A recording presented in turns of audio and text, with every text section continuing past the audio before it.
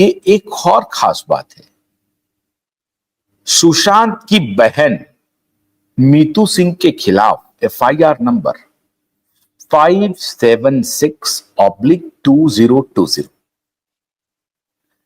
ये जो एफआईआर हुआ है ना मीतू सिंह को, एफआईआर नंबर 576/2020, वही केस है जो केस केपी तमिल मारन के खिलाफ वहां की पुलिस ने की थी। मतलब केपी तमिल मारन जो डिसीज्ड हैं, जो मृतक हैं, उसके पिता को ही फंसाने के लिए साजिश रच दी। ठीक वही केस 576/2020 रिया चक्रवर्ती की तरफ से किया गया, और वो केस था कि मीतू सिंह ने ही अपने भाई की आत्महत्या के लिए मीतू सिंह दोषी है। बाद में इस केस का और भी फॉल आउट हो रहा है। अब उस केस की सुनवाई हुई। मुंबई हाईकोर्ट ने पाया जांच में, और जो कोई भी जांच किया वो मुंबई पुलिस की या सीबीआई की, इमटेरियल है। मुंबई पुलिस ने रिया चक्रवर्ती के आरोप को आधार बना करके मीतू सिंह के खिलाफ एफआईआर दर्ज कर दी है, फौरन से पेश तक। ध्यान रहे, मीतू सिंह के पिता, सुशांत के पिता मुंबई में आरोपियों के खिलाफ उस वक्त एबेटमेंट ऑफ सुसाइड का हंगामा किया गया, तो एबेटमेंट ऑफ सुसाइड को ही लेकर के परिवार एफआईआर दर्ज करना चाहता है, लेकिन पुलिस एफआईआर दर्ज नहीं करती है। पुलिस आनन फानन में 576/2020 दर्ज करती है मीतू सिंह के खिलाफ और इन्वेस्टिगेशन शुरू कर देती है। मामला ये कोर्ट पहुंचता है, कोर्ट में सुनवाई होती है, और कोर्ट में सुनवाई के बाद अदालत ये पाती है कि प्रियंका के जो कुछ भी आरोप हैं वो पूरी तरह से गलत हैं, बेबुनियाद हैं, और उस मामले को अदालत खारिज करते हुए झूठ का पुलिंदा बताते हुए मुंबई हाईकोर्ट से मीतू सिंह को क्लीन चिट मिलता है। क्लीन चिट किसको मिला? मीतू सिंह को मिला। आपराधिक षड्यंत्र किसने किया? रिया चक्रवर्ती और मुंबई पुलिस ने किया। मुंबई पुलिस मीतू सिंह, प्रियंका सिंह, मीतू सिंह के पिता, एसएसआर के पिता, उनका कंप्लेन नहीं कर रही है, उनका कोई एफआईआर रजिस्टर नहीं कर रही है, लेकिन रिया चक्रवर्ती का रजिस्टर कर रही है फौरन से पेश तक। पुलिस हो रही है इसमें पार्टी, और इसलिए मैं कह रहा हूं कि पुलिस कैसे बेनकाब होगी। फिर दूसरा आता है मामला 6/9/2020 का। 6/9/2020 में इस एफआईआर में बॉम्बे हाईकोर्ट ने इस एफआईआर को झूठा और दुर्भावनापूर्ण घोषित कर दिया 6/9/2020 को,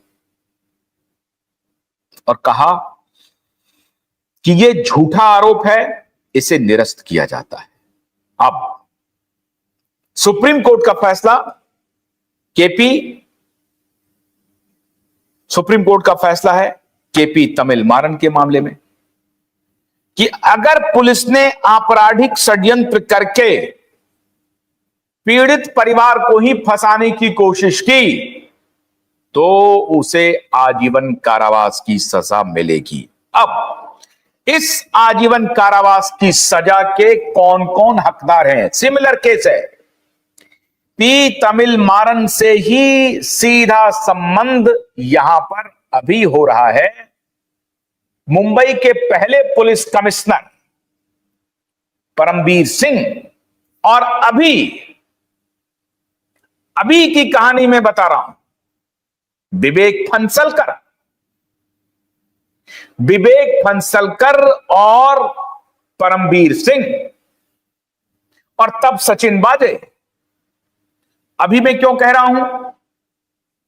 अभी अपने सारे सबूत लेकर के दिशा के पिता मुंबई पुलिस कमिश्नर के पास पहुंचते हैं अपने वकील को लेकर के, और मुंबई पुलिस कमिश्नर दिशा के पिता से मिलना भी गवारा नहीं समझता है। 1 महीने तक वो ये हवाला देता है कि मैं 29-30 तारीख को मैं रिटायर कर रहा हूं,